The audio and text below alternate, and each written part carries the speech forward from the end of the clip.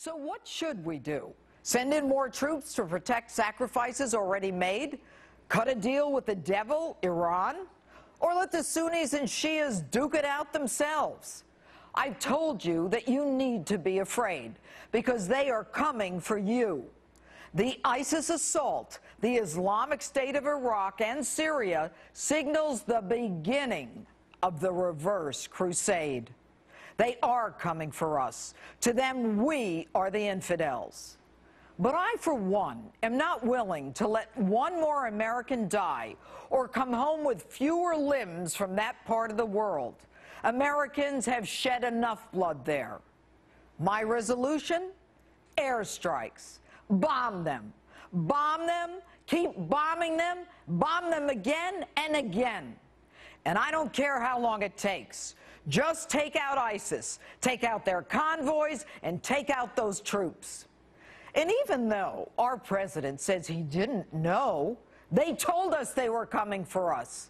The head of this band of savages, Abu al-Baghdadi, was released by the Obama administration and started ISIS 1 year later in 2010.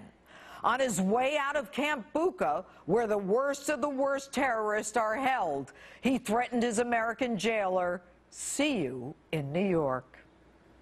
ISIS is a fanatical religious terrorist organization, and if you think they are nothing more than ragtag rebels, you are wrong.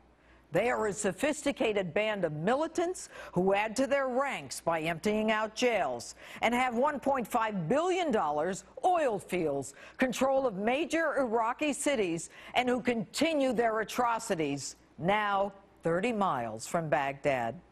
And as they march, they slaughter thousands of moderate Muslims who aren't extremist enough for them, all the while posting the most gruesome videos of mass executions and beheadings. They have a centralized command structure superior to Iraq's military command. With corporate reports and savvy social media, they measure their performance by the number of deaths.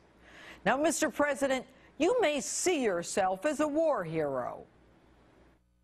The tide of war is receding. Core al-Qaeda is on its heels, has been decimated. The world is less violent than it has ever been.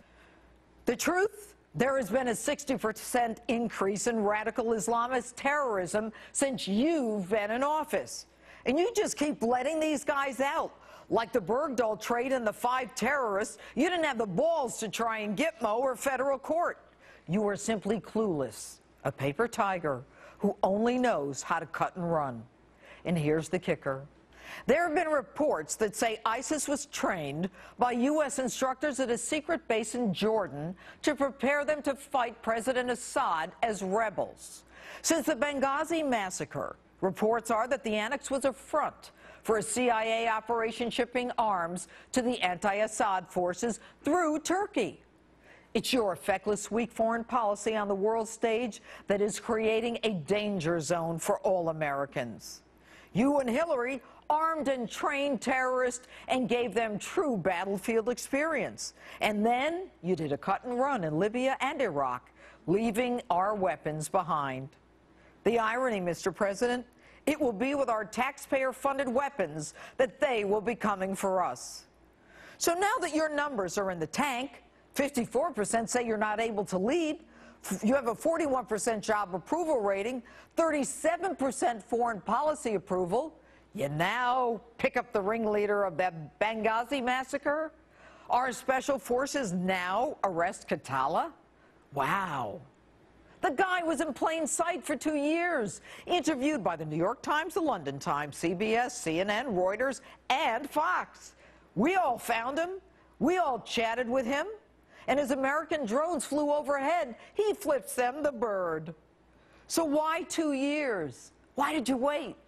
Could it be, Mr. President, that if you arrested him sooner, he could have debunked that despicable video theory? You know, the one you all lied about? Can you imagine? You indict Katala for killing Ambassador Chris Stevens, and he comes in and he says, "You dumb schmucks, what video? We killed you because we're al-Qaeda's cousin, Ansar al-Sharia. We kill Americans." Mr. President, Americans don't trust you for good reason. We're not convinced you even know who the enemy is. You release terrorists, you cut deals with Iran, you dance around with your political correctness while they sharpen their knives. Mr. President, you are playing a very dangerous game for which you are ill prepared, and it is the American people who will suffer.